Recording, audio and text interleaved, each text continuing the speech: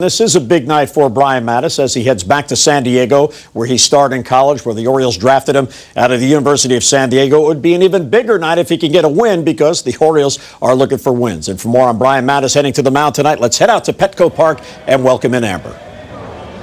Well, Jim, as you said, this really is a place that Brian Matusz feels very comfortable. A very successful career here as a college player. He grew into a first-round draft pick here.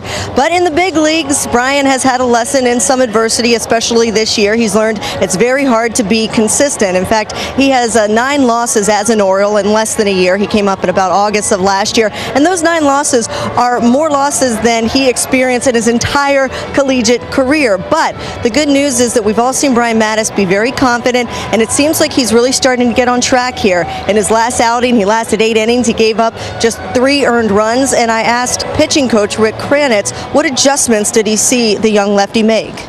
Well, he worked a lot easier. You know, he wasn't trying to muscle the ball. He was just being himself. And I think young guys, what happens is that when they go through a tough time, they try to generate more than what they need to generate. And he just tried to overthrow and finally got him back to just pitching and not worrying about velocity, not worrying about trying to overpower hitters. Just get him out, you know. So he did that his last 2 outings. I know in the reports it showed that he did go to the outside of the plate a little more often than he had previously. And I know going inside is part of the game and you've got to do both, but was that calculated? Was that on purpose, or did it kind of happen that way and it worked for him, so he kept really establishing that outside?